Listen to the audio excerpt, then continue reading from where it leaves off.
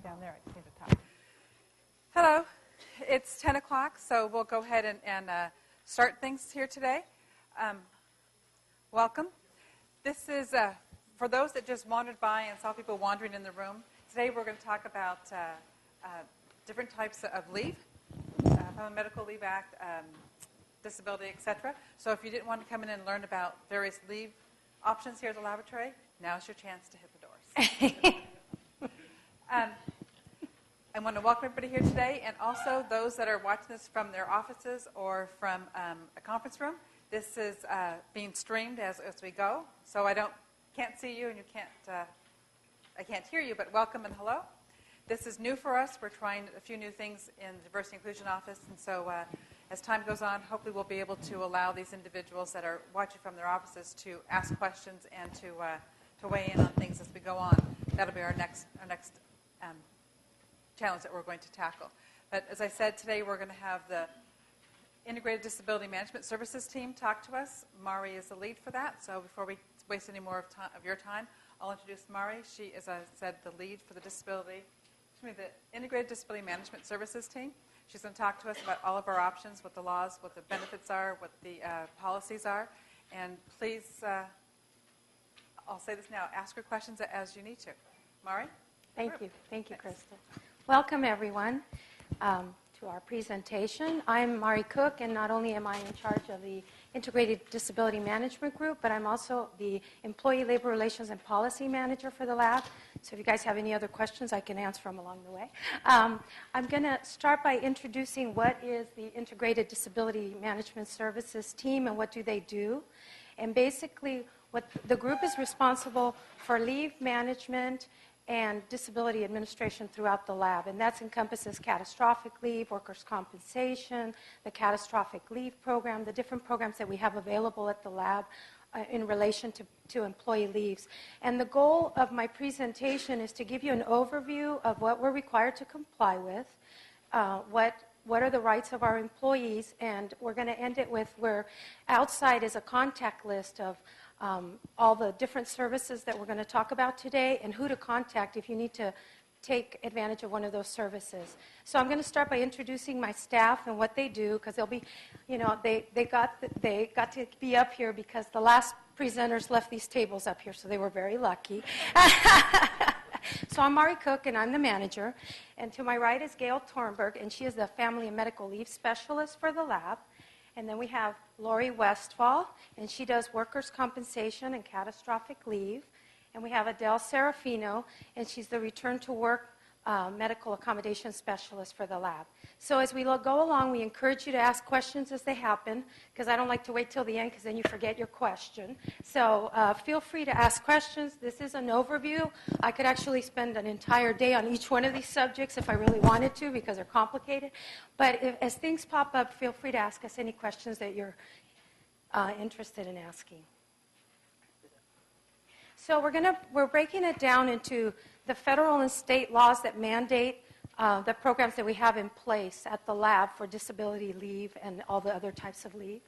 And we have basically several laws that encompass all of the rules and regulations around leaves for our employees. The overarching law is the American with Disabilities Act that was enacted in 1990. Then it's followed by the Family and Medical Leave Act of 93, then the workers' compensation laws that we have. And then I'm going to break it down into what lab policies and procedures do we have that kind of encompass those laws and how we manage the leaves at the lab. So I'm going to talk about disability leave, and I'm going to focus on maternity and paternity leave. There's a lot of questions out there of how those work and what rights employees have. Then I'm going to talk a little bit about the lab's return to work program. The backup care program is really not in our unit. It's a benefits program, but there's a lot of interest out there of how it works, so I'm going to give a little overview about that, and then I'm going to end with a catastrophic leave program. So the big federal law, the kind of overarching civil rights protection, is the American with Disabilities Act that was passed in the 1990s, and it's really an offshoot of the Civil Rights Act of 1964, and it encompasses disability as a protected class, in the sense that it prohibits us from discriminating with people with disabilities in employment. And it's for all government and state employees and 15 or more if you're in the private sector. And it also includes applicants to employment. So if we get applicants that are qualified for positions and they may have a disability where they need accommodation, then we need to look at them also and provide that accommodation.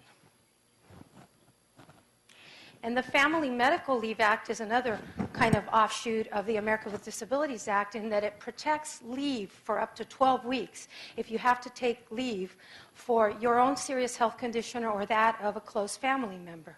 And that leave can be paid or unpaid, but during that leave period, you do get your medical benefits, medical health benefits paid by the laboratory as long as you continue to pay your premiums, and it protects your job. Now, the way that it works is you have to work 1,250 hours in the preceding 12-month period to be eligible for it. At the lab, in our own policy manual, it gives you an additional 12 weeks. So it gives you a total of 6 months of protected leave under family medical leave. And it can be continuous or intermittent. So if you have a condition where you don't need to be out full time, but you need to be off partially because you have to go to appointments or you have to have treatment, it also protects that for you and your family member. Does anybody have questions about family medical leave? No? Okay. Whoops. Oh, I'm sorry. Yes.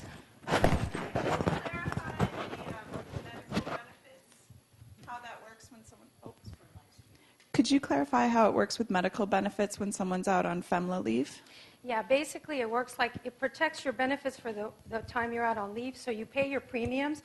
Normally your premiums come out of your check every month. So you coordinate with benefits to make sure that you pay those premiums yourself so you keep active. But as long as you pay the premiums, the laboratory pays their cost of your benefits. So the employee doesn't have to cover... The employee doesn't have to cover the lab's portion. Correct. The lab pays their portion. Okay, thank you. Okay. You're welcome. Yes? Hold on. The intermittent leave? Uh-huh. Would that extend it, or is it just still the 6-month program? Sorry, we're passing out the mic for folks on live streaming. So, can you repeat that, Sarah? Thank you.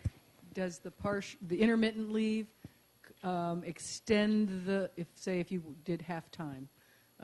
Would it extend it then to 2 years, or is it just still the 1 year? Well, it's by calendar year, and then you restart your eligibility period. So every January, we would look at you and see if you worked at least 1,250 hours in the preceding 12 months. But yes, it extends it in that if you, let's say that, for example, instead of being off full-time, you're off part-time. You're off 4 hours a day instead of 8 hours a day. It would extend it by that. Thank you. Okay, and then, yes. Oh, I'm sorry. Yes. Are you going to speak about maternity and if it's a different eligibility? Mm-hmm. Okay. It's in the future slide. Okay. You had a quick question over here? So family medical leave is only for 12 weeks, and then that second 12 weeks that the lab has, are your benefits protected during that period as well? No, you have to pay your benefits out of pocket, but your leave is actually protected. So you have the job when you return. Got it. And so you pay just what you normally would pay, which would be around like $50 a month or something. Correct. That whole 24 weeks. Yeah. You have to pay the employer and the employee. So you pay the lab's cost and your cost after the 12 weeks, but the leave is protected. Okay. You had a question? I didn't know family medical leave was so popular. Hot topic. So for the additional 12 weeks, when does the employee have to notify you of that? Or how do they notify someone they want the additional 12? What's that process? The process is they're supposed to notify you at the beginning, 30 days if possible, before the beginning of the leave. So it's before any leave, it starts, your FEMLA leave starts. And then as you go along and your medical condition changes, you're supposed to make your employer aware of the time frame. So as the extensions happen, then you work with us on those extensions. And you notify your employer as you go along. So as a management person, right, so are we supposed to advise them that they have 12 additional weeks when they're coming to us about their issues? Or is that something they're going to be talking to They should benefits really- with? I mean, Yeah, Doc. Gail can give Yeah. them the details just because she knows it much more Okay. in depth. So I understand that they're notifying you 30, as many days in advance. So let's say the first 12 weeks is running out and they're still medically unable to come back to work. Right. So the lab's going to advise them that they're eligible for 12 more weeks? Correct. Okay. Yeah. And Gail does that as she does the work, coordinates with them on the case. And then we keep you informed as the supervisor or manager. Okay? Any other questions on FEMLA? Okay. So workers' compensation, everybody knows, is the insurance that you get when you're injured or disabled on the job. This one doesn't have any time that you have to work. So if you come into the job and you get injured day 2, you're protected. It's a federal protection. And all employees are eligible. It applies to anybody who has 1 or more employees. So unless you work by yourself, you're covered under workers' comp. Okay, and then disability insurance is very interesting at this lab. And I kind of broke it down into 2 sections. One is for regular career employees, career and term employees, and I created another section for postdoctoral fellows because I think it's interesting to kind of separate and talk about the differences. So the disability, there's 2 types. There's the employer-paid disability, which is what the university or the lab pays for the employee, and that one is very similar to California state disability, and it pays 55% of your gross wages or $800 a month, whichever is less. So normally for most people it's $800 a month. But we have what's called employee-paid disability, which allows you to pay for your own disability a small premium. And this one is very important because you can only apply for this disability when you get hired, which is it's during the first 30 days of being hired, which is called your period of initial eligibility for benefits. And when you sign up for this one, you pay a small premium every month. It gets taken out of your check, and it's based on your age and salary, how much you make. But this one pays up to 70% of your gross pay if you're disabled, which is a huge difference. So we strongly encourage all employees to sign up for this at the time that they're eligible. If you don't sign up for this, a few times, I've been in the UC system for 22 years. I think it's been open once during open enrollment because they don't like to, they don't want to get anybody with a pre-existing condition because it raises their rates. So it's really important that people sign up for this. Liberty Mutual is our carrier, and Gail can help you work with that if you ever need that. Now, for our postdoctoral fellows, Mutual of Omaha is our carrier, and they get 60% of their pay if they work 30 hours or more during the week. The premium is paid by the lab, which is a nice thing, and there's a 7-day waiting period. On the other one, I just wanted to mention that there's 3 different waiting periods, 70, 30, and 90. 180, wow. Okay. But irrespective, they're cheaper if you have a longer waiting period, but they make you use up to 30 calendar days of sick leave. So if you have a lot of sick leave, it doesn't make good sense to be paying for the 7-day wait, which is more costly. The problem is that you have to be really careful because if you sign up for a 7-day wait, you can always change it during open enrollment to a higher waiting period, but you can't go backwards.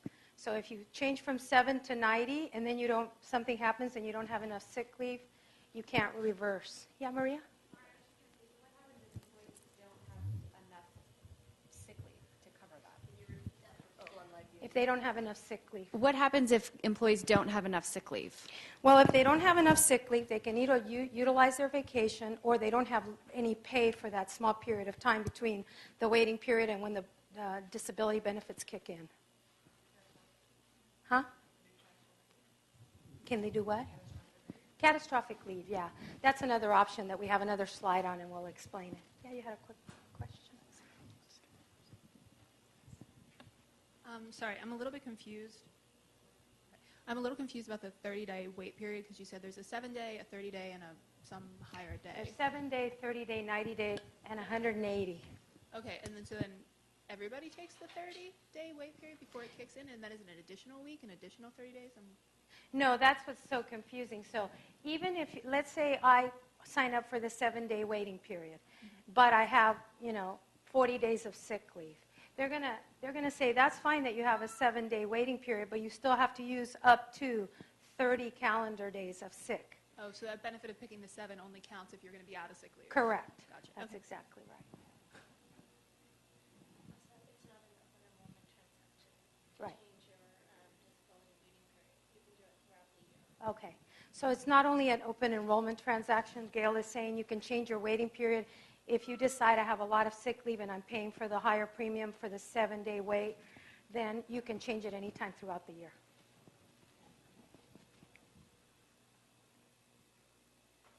Okay, and then I wanted to just talk a little bit about maternity and paternity leave, because besides all the laws and regulations around it, there's additional benefits for employees, and I kind of wanted to differentiate between the different leaves and what rights our employees have. So a maternity leave is actually covered under Family Medical Leave and CFRA, which is the California Family Medical Leave Act, but there's also PDL, which is Pregnancy Disability Leave. But at the end of all of those, you get up to 7 months, including baby bonding, if you're the one having the baby. And the difference between family medical leave, where you have to qualify, you have to have 1,250 hours, under any other medical condition, when it's pregnancy disability, you do not have to qualify, which means that if you get hired today and you're going to have a baby in a month, it doesn't matter how much time you've worked at the lab. You're protected under pregnancy disability leave, and the lab pays their cost of your benefit coverage. So, anything else you can think of? Okay. Does anybody have any questions related? Go ahead. I had a question really that connects this to your previous slide. For postdocs, the Mutual of Omaha pays 60%. If you're on disability, does that include maternity leave? Yes. And how long does that last? So for people that go on maternity leave under Liberty Mutual, you get to go out 2 weeks before the due date and 6 weeks after. For postdocs, is it 8 weeks? The 7 days before the estimated delivery and then a total of 6 weeks. Okay, 7 days before estimated delivery and a total of 6 weeks. But if you have a medical condition that a doctor says you have to go out sooner, they will both pay. So that's just a standard normal pregnancy without complications. But if you have to go out early for a medical reason, they will both cover you. Yes.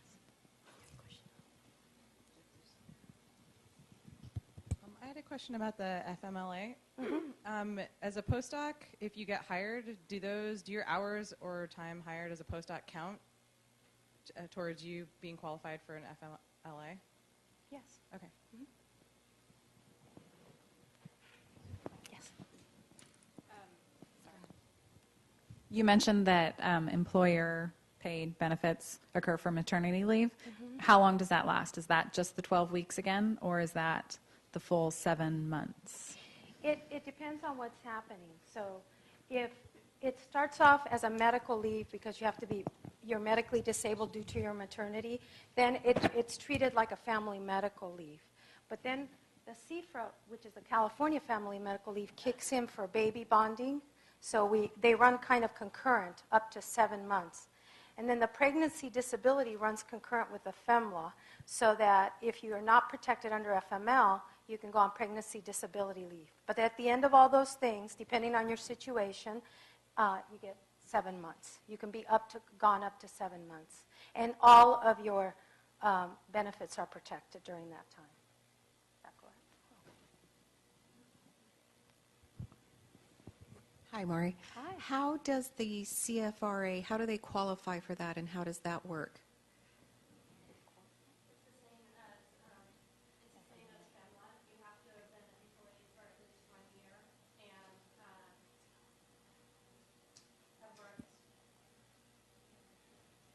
And have worked at least 1,250 hours. So you have the 1-year requirement for employment and then 1,250 hours. Okay. And then do they make a formal request for that?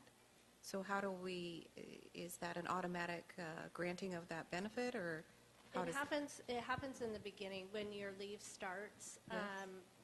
If you qualify for FEMLA, you're also protected under CFRA. So they can take up to 7 months off? Once- That's only for pregnancy. Yes, Disability, only for yes. pregnancy.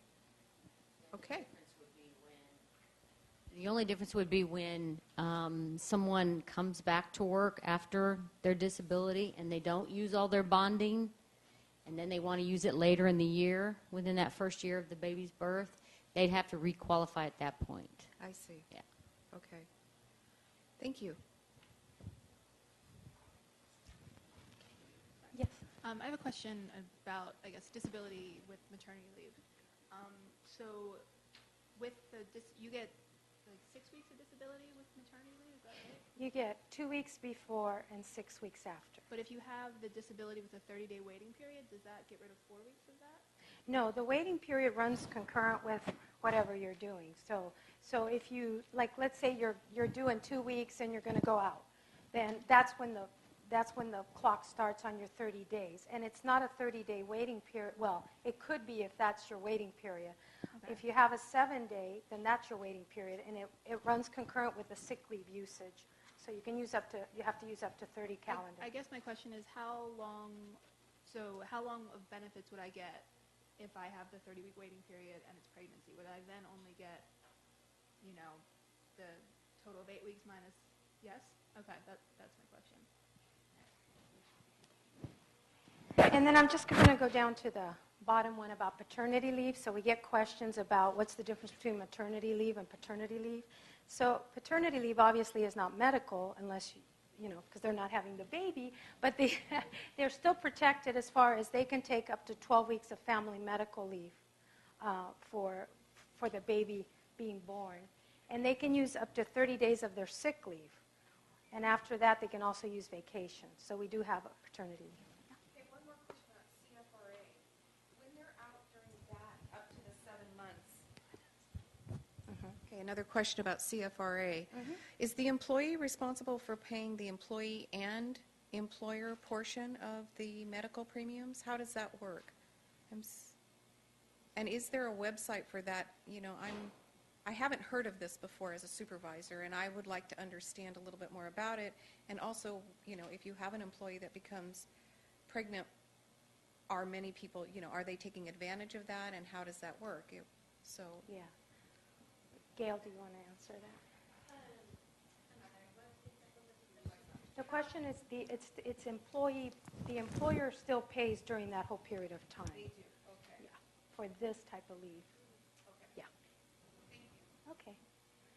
Yeah, and when your employees encounter a situation, they really need to come, because every case is very different based on the situation at hand. So we really strongly encourage you to refer them to Gail for, and then she'll do an analysis of the case. Hi, Sue. For the entire 7 months, then the only part that the employee needs to pay is their employee benefit part for the entire 7 months? Oh, okay. Yeah. Yeah. Okay, and then I just wanted to point out that we also have a lactation accommodation program at the lab, and there are several buildings have had areas and offices set up for privacy so that if you have to use them, they're available to employees.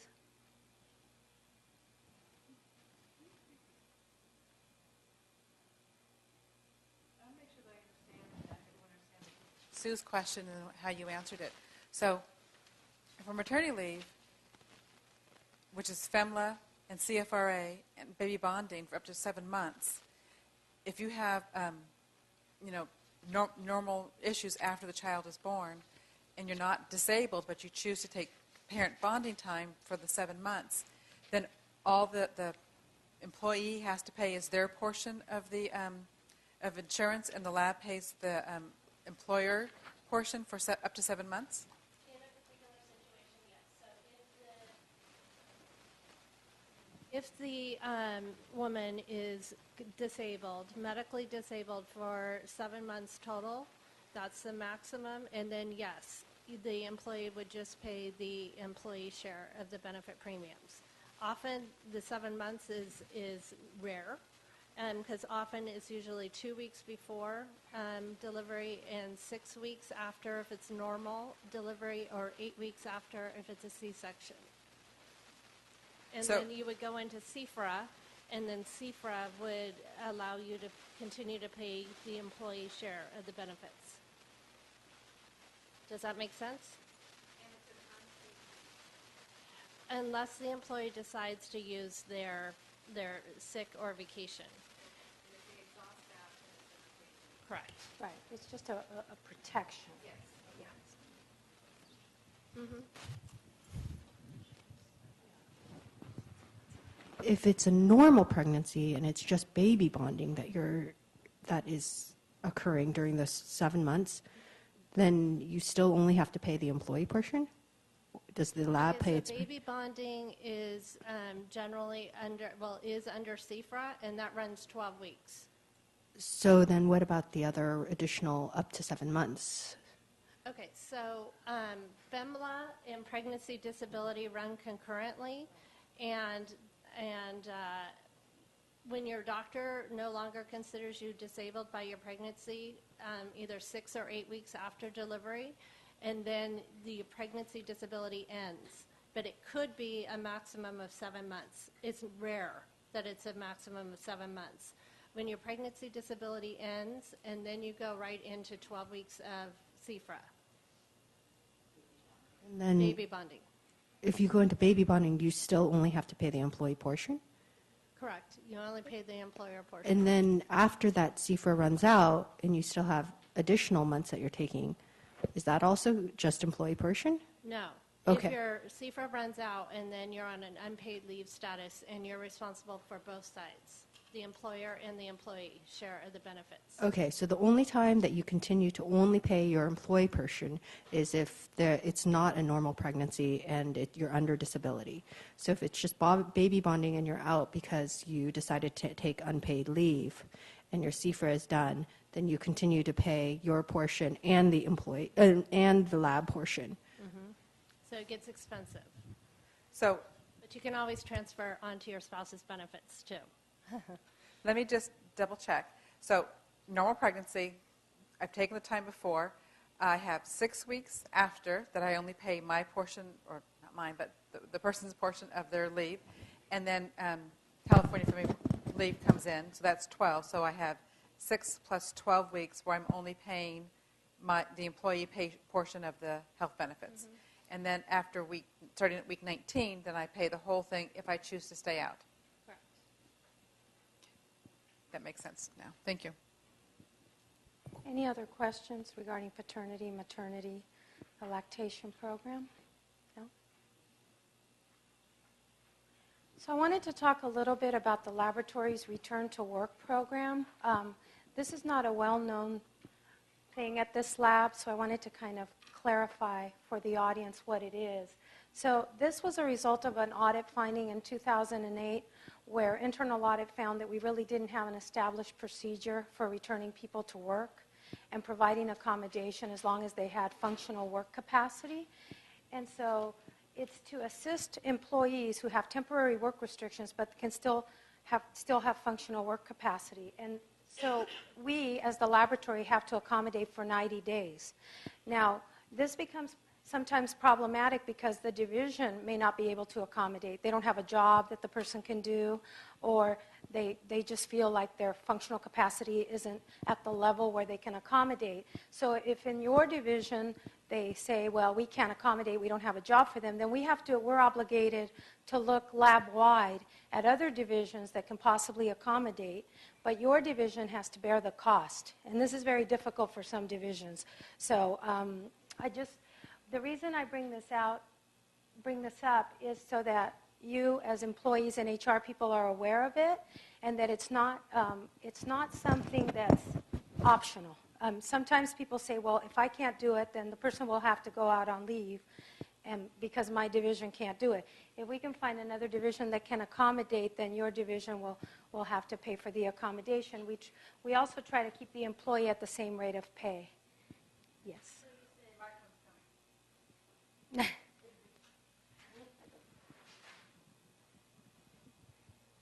You said your division would have to pay for it, and does it include your salary, or is it just the accommodation, or the, No, it's your salary. It's your salary. Okay. Yeah. Any questions about this? Okay. So we also have, and this is a benefits program, but it's a good thing for our employees, so I wanted to highlight it here so people are aware. We have something called a backup care program, and our carrier is Bright Horizons, and it basically provides up to 15 days of backup care if your normal caregiver is unavailable. And it's for your children. It can be for your children, it can be for an adult dependent, or yourself. And what's really interesting is Crystal has a really interesting story about herself. So was it a year ago already, Crystal? Almost a year ago, she had foot surgery and had to be at home. And her husband had to stay home to take care of her because she couldn't walk. And she was just telling me the other day when we were putting this presentation together, oh, if I had thought of it, I could have taken advantage of this backup care program. So I wanted to encourage you to take advantage of this. It can be used up to 15 calendar days a year. Cost is very nominal. It's $15 for each child, up to a maximum of 25 a visit, and $6 an hour for in-home care. Now, you do have to know that the actual costs are considered imputed in your taxes. So if you want to know more details or make reservations to utilize the program, you can go to the website right there. And for additional questions, you can contact our benefits office, because this is something that's administered through them. But it's a nice program that the lab has. I'd like to add one more thing, if I Yes. can. So Mari said this is for you and any of your dependents. And how Bright Horizons interprets that is anyone dependent on you to take care of them. So it does not have to be someone that you use as a tax deduction. It could be an adult child, a parent, a sibling, a partner, a neighbor, someone that you would normally have to take time off to take care of them. You can use this benefit. And then we also have something. Oh, I'm sorry. Go ahead, Sue. I just wanted to make a quick comment on the backup childcare because I've actually used it for my child. Okay. And it's actually very good because you can actually request the same child care provider so that your child actually gets used to that child care provider. And, if you know for a certain amount of time that you'll need this person, you can request that person. So if you find someone that you really like, you can actually request that person on a consistent basis and then have the child get used to that person. It's really convenient. Great. Thank you, Sue. It wasn't significant. It's just, I think it's imputed at the end of the year into your wages or something like that. I don't remember how it worked. Oh, is it? Okay. Yeah. The imputed income portion will be reflected in your paycheck a month or two following the usage. So it's not the end of the year. Any other questions on backup? Okay, and then we also have another program called the Catastrophic Leave Program for the laboratory. And Lori administers this program through our office. And this is a program where if an employee has a life-threatening medical condition, they can apply for the program, and other employees in their division can donate time to them, their vacation time to them, so that they continue to be on pay status and continue accruing, getting their benefits and their full salary. All employees can participate in this program. The service unit is the only one that hasn't been bargained into that contract. So for service unit employees, we're trying to make this part of their contract also. It can be done by division, and there's no limit on how many hours people can donate. And so it's very nice because, like I said, it keeps employees' benefits, salary, and service whole. It can also be for an employee's family member with a life-threatening illness. So. Right, like if you have to be off. Go ahead. Mari, it's loud. Can you answer whether or not you have to be in the same division to donate? I've seen it go cross-divisional. It's kind of up to that HR center. They send it out to their level 1 group, and probably dependent whether or not that employee has worked in other divisions, the division might share it with another division to collect those donations. Sometimes it's word of mouth. Yeah, it's allowed. Yep. And this is only for life-threatening conditions? Yes. And that's a really interesting point. It used to be that you could actually apply for this for your waiting period and because you had a flu for 2 weeks, and we tightened it up because catastrophic is supposed to be for a catastrophe, and a catastrophe is defined as a life-threatening condition. And so it was kind of being utilized all over the place, not in a non-structured way, so we kind of tightened it up to make sure that it's available for people that really need it.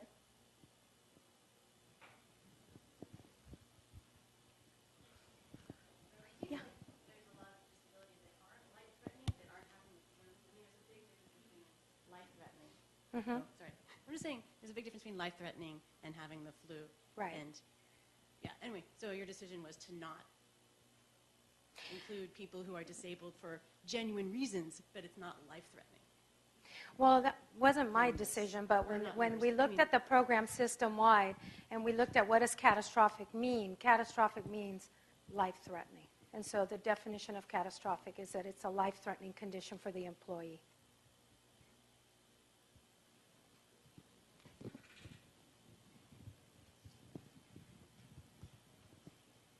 Can you clarify a little bit more on what life-threatening, though, means? Is it you're out getting cancer treatment or, like a life-threatening illness? Or? Yeah, it's basically a life-threatening illness that if you don't get treatment, if you don't have this medical leave, your life, you may not live.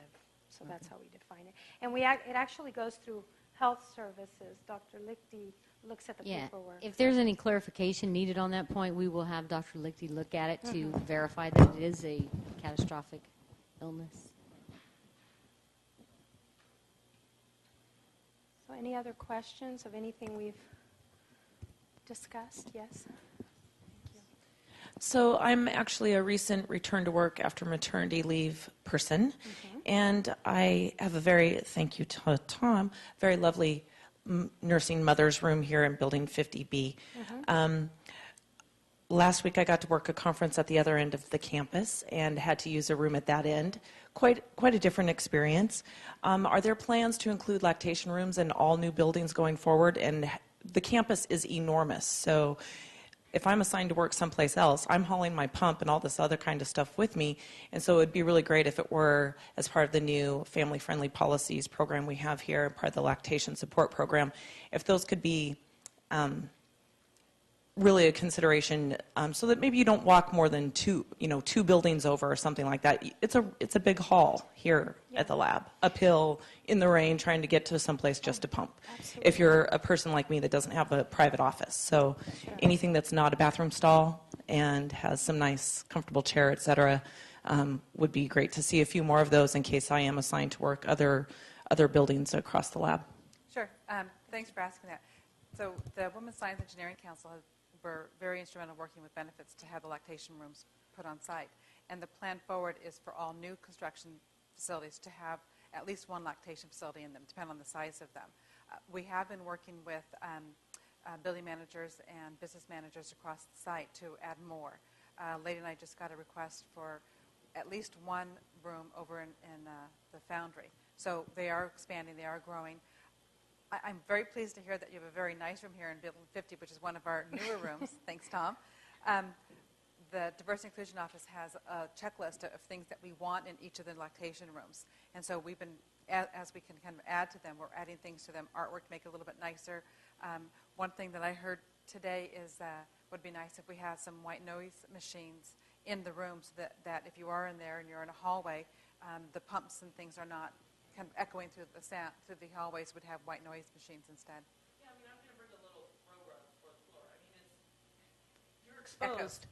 It's cold in there. It can be cold, so having a little floor rug, a little throw blanket, something like that, and maybe it just takes going to the people who are using the rooms regularly to say, hey, what would you like to suggest as being helpful. I brought in some baby wipes, a box of Kleenex, some of these things that, unless you're actually using the room, there's kind of a checklist, but there's also kind of a practical user list. Yeah, and So, we'd like to hear those too. We Okay, would like great. that to be available for all the rooms.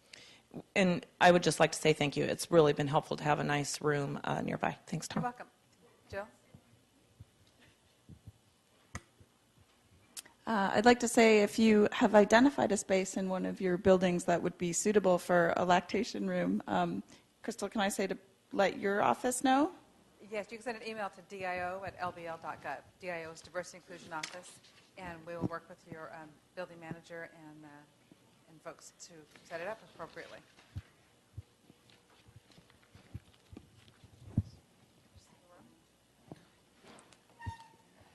Any other? Can you address how non-birth parent, like in the case of adoption or other, does that always just follow the paternity rules?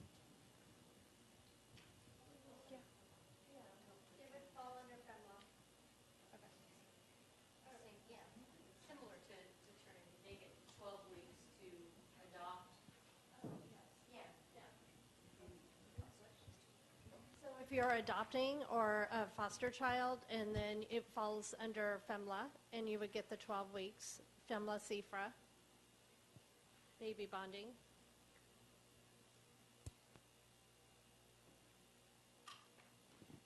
Okay, any other questions? Yes?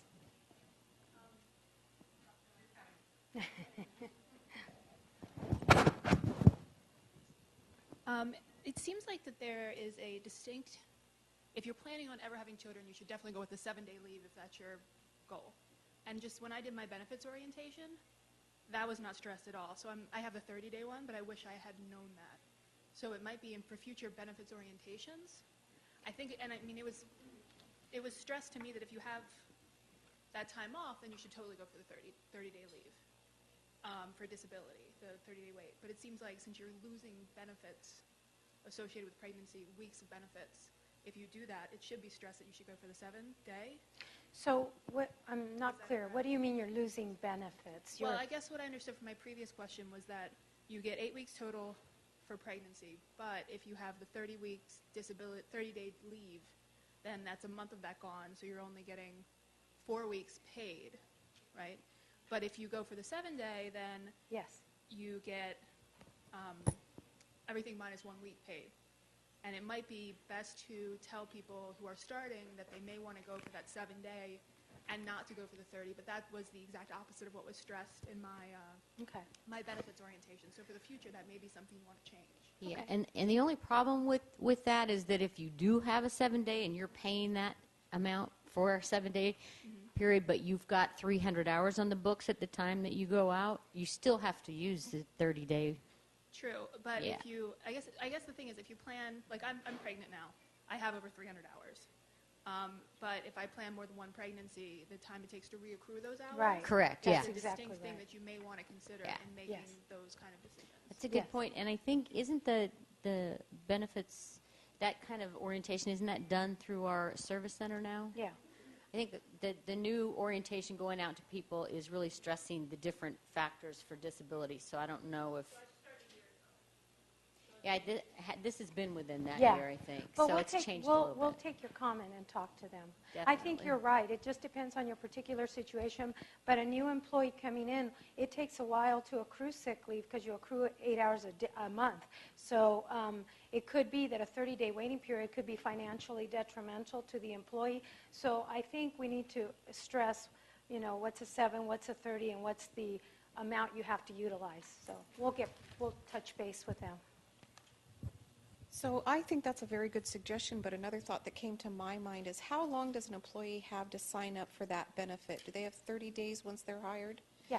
So another idea is, because we had a lot of questions, and I did not know about SEFRA, about this particular situation, and maybe it might be advisable for women or to put in that orientation that they can arrange for a consultation to discuss these very pertinent questions and have a clear understanding, because you're not going to want to take up this amount of time in a new employee, and maybe you do. I mean, I think it's good for all employees to know, but I think it might be good to maybe add that they can also schedule a consultation for more detailed questions and clear understanding. I will say that the benefits group has always stressed, at least for the last 2 or 3 years, the importance of the disability insurance and the waiting period.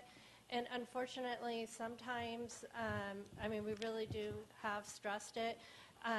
And new employees decide for financial reasons, because the 7-day waiting period is very expensive, to go with the 30-day waiting period or take a risk. But it has been emphasized for many years, and currently the service center is emphasizing the point and how important the disability waiting period is, and how a new employee with very little sick leave should enroll in the 7-day if they can financially afford it. So I'm sorry if you were ill-advised. I was transitioning to a postdoc, so I already had all the sick leave. But I didn't understand how that the repercussions would be for multiple, if you had multiple births. Yeah.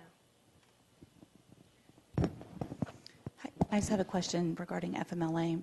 From a supervisor's perspective, what process do you have in place to deal with employees that are overusing intermittent FMLA, that call out habitually, that is outside the frequency and duration schedule that is issued by a physician? Is that something that's handled by your disability management, or, and I'm speaking for probably a lot of supervisors, but if you have someone that's calling out on a Friday, Monday pattern, and they've really only been deemed off once every 2 weeks or per episode, I'm just curious what your process is and how aggressive you are around that. See, unfortunately, it's a slippery slope, because we really go by the medical documentation, but the doctor normally goes by what the employee or their patient is telling them. So in cases where we realize that, wow, they're really getting off the path of their normal accommodation, we can go back and say to the employee, this is not what we have for you in intermittent FMLA. We really need, you really need to get, we need to get clarification from your doctor. But that's about all we can do. Sometimes the doctors are extremely vague. Well, they need to be off once a week, or they need to leave every day at 2 o'clock. I mean, we've gotten all kinds of medical restrictions. In checking with Office of General Counsel, which are the UC lawyers, they say you have to really allow flexibility on intermittent FML. And we totally understand, especially in labor relations, how that can be misused, because it kind of gives them a carte blanche if they want to, if it's an employee that isn't having a real problem but is trying to, do whatever they want to do. Unfortunately, we've got to deal with it case by case, and the only option that we have is to go back to the doctor for additional information. Yes. I actually just had a quick question about eligibility, because I'm still a little confused. So I'm a postdoc right now, and my question is, how long do I need to be hired as a full-time or a full employee before I'm eligible for any of the benefits? So like if I get hired tomorrow, do I need to wait a year before I can essentially have a kid to be eligible? Or, I mean, that's kind of more what I was wondering. Right away, right? For the postdoc benefits, because she's a postdoc. There's no $1,250. Yeah, you're a postdoc now, right? Right. So you may not be eligible for FML, but you're still eligible for the disability postdoc benefits. Right. But if I get hired before I have the kid, do I need to be hired, if I move into a scientist position where I become eligible for full benefits, do I need to be hired do I need to wait an entire year of being a scientist before I'm eligible for any of the other benefits that other employees get? Does that make sense? No. So it makes sense, but no. No, you don't have to wait. So all of your employment, so the postdoc employment will count towards the 1-year requirement. Okay. But you have had to have worked at least 1,250 hours immediately preceding the leave to be eligible for FMLA and CFRA. Okay, that's what I was wondering. But you're still eligible for pregnancy disability leave. But you would have to, as you transition from a postdoc to a scientist position, you would have to make sure that you enrolled in the Liberty Mutual disability benefits with the 7-day waiting period. Okay. Or 30, or 90 or 180. Okay, I Gail? guess I was fed misinformation that like your postdoc didn't count towards your employment part of your year of employment, and so that's what I wanted to check. Okay, Yeah. thanks. But for FMLA for maternity, you don't have to have the 1250, I thought. That's what you said. No, for FMLA you do. For pregnancy disability leave, you don't. 1,250. You're eligible from the start. So you're protected through through the disability benefits and through pregnancy disability leave, even if you're not FEMLA eligible. So what's the difference between pregnancy disability leave and family medical leave? Family medical leave, you have to work 1,250 hours in the preceding year to qualify. Pregnancy disability leave, you don't have to, you're eligible from date of occurrence. So if you get hired today and get pregnant tomorrow and have to go out for any medical reason, you're eligible and you're covered. The pregnancy disability leave is while the mother is actually considered disabled by her pregnancy. So that's generally 2 weeks before the delivery date or 6 or 8 weeks after, depending on the type of delivery or the medical condition. But you're covered from the onset. There's no qualifying hours of work.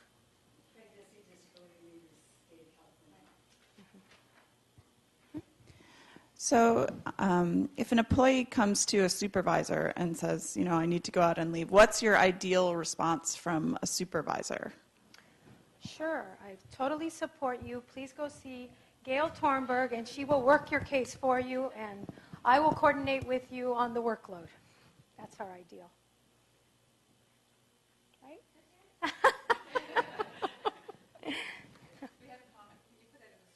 Yes. I'll add it to my presentation. Okay, any other questions?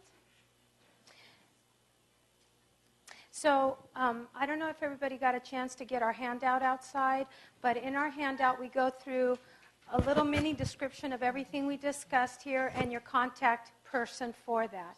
So we strongly encourage you that if you have any additional questions or you want to talk about your particular case that with its own nuances and complexities, come to see one of us and we'll do a one-on-one with you and give you a detailed explanation of anything you need.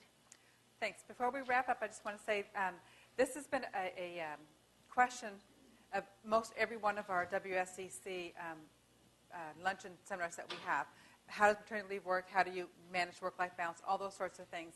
And so it was through the WSEC that we decided to invite Mari and her team to come over and talk to us about this.